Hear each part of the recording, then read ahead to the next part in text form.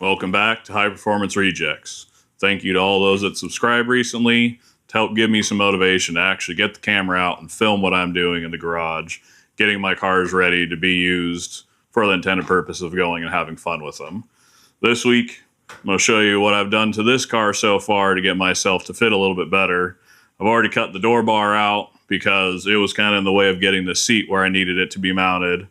Now that the seat's remounted, I can work on getting the pedals pushed back, getting the column pushed back, getting the dash pushed back, which this is all already a custom car, so I'm not really messing anything up that's not already been messed with.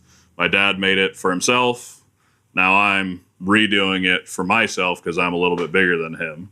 Thankfully, this thing has a racing pedal set up, so the clutch pedal and the brake pedal is actually pretty easy to move. Wasn't extremely easy, of course. Everything's got to have some level of difficulty. So let me show you what I've done to this so far. Of course, now that I have the seat kind of where I want it, the pedals are a little bit too close to the seat. But if I adjust the rod back up in here, I can actually bring the pedals back a little bit and hopefully give myself a little bit more leg room. So before we do that, I will actually push the pedal down, mark the rod, I can get you up in there, where it actually sits fully compressed so that I can duplicate that since I'm going to have to adjust the stop as well. So comfy.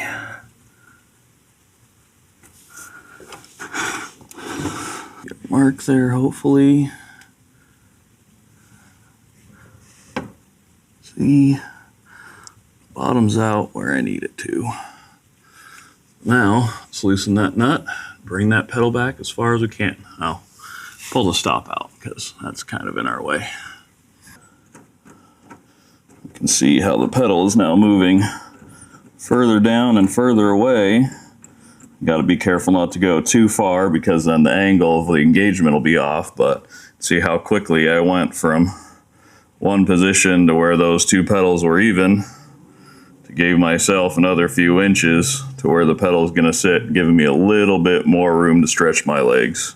And of course, since nothing can be easy, to do the same on the brake, I need to get up under here, trim off some of this rod. I think I just got some cutting discs over this. Is all going to move around and it's uncomfortable and probably not the safest how I'm trying to do this.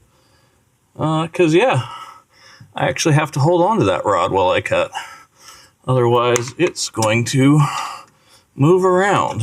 So let me rethink what I'm doing here for a sec. Since that last take, the camera decided to need a new battery, so I had to get that fixed, because nothing is ever convenient. Now, let's see if I can hold on to this one hand, turn on the spinny death wheel, and lob off some. Of course, this is awkward as hell, and cutting with one hand is not ideal, but that's what we got, because I don't want to pull these master cylinders back out because I just bled the brakes a couple weeks ago, and it's a giant pain in the butt. So we're just going to do surgery under the dash.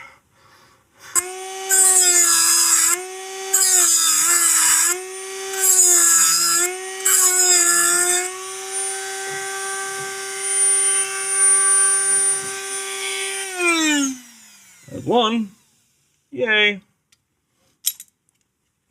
This is a dual master cylinder. I get to do it twice. Which the other one is on the other side. I'll save you watching that one and just get it done off camera. Because, yeah, fun. Now that we have everything tightened down and successfully lowered the pedal, or at least got it further away from me by shortening those rods, got all the jam nuts and whatnot tightened down. This is a dual master cylinder setup, so you have one master cylinder for the front and one master cylinder for the rears. And we have a balance bar in between the two, so I need to make sure that both of these are the same length so that when this rod is positioned in the middle, I'm getting the same amount of pressure coming from the pedal going to each master cylinder. But if I want to change the bias, I have a knob on the dash and I can rotate it.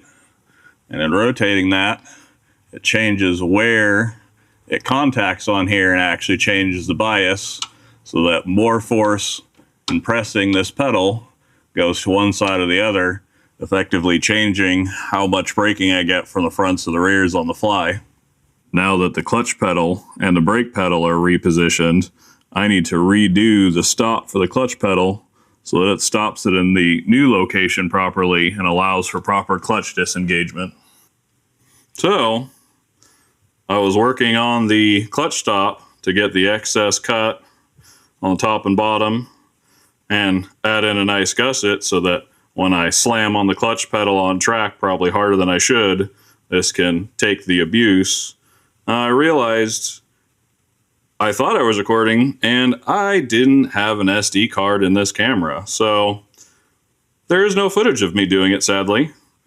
Bad on me, but here it is, cut with gusset, a riv nut installed, which has been pinched so that it puts a little bit of tension on the threads of the stop so that, like in the aerospace industry with their pinch nuts, that friction between the threads of the nut and the threads of the bolt inside of it, it's not going to just vibrate out, even if the jam nut that's holding it in place or should be holding in place comes a little bit loose. Just an added bit of safety, but get this painted and this is done. So now that the clutch pedal and the brake pedal are where I need them to be in this, as well as the seat, I need to get the gas pedal realigned with the clutch and the brake.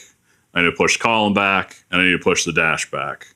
Then also figure out how I'm going to redo the door bars so I can add back that structural rigidity and some additional side intrusion protection for track days. But as much as I like to get this thing on the road or back on the road and track, this car has pretty much done what it's needed to do. It's been my backup. It's helped me relearn how to drive on the track, but it's time to move it on. So I need to pull all the Go Fast goodies because nobody's going to pay the additional price for the Go Fast goodies in a V6 because who mods a V6? Only people like me who have questionable decisions. Plus, then I can keep those parts to throw into a V8 S197 down the road. But for now, this is actually what's going to take priority, which isn't really that interesting a content, but problems the car guys have. Thanks for watching. Have a great day.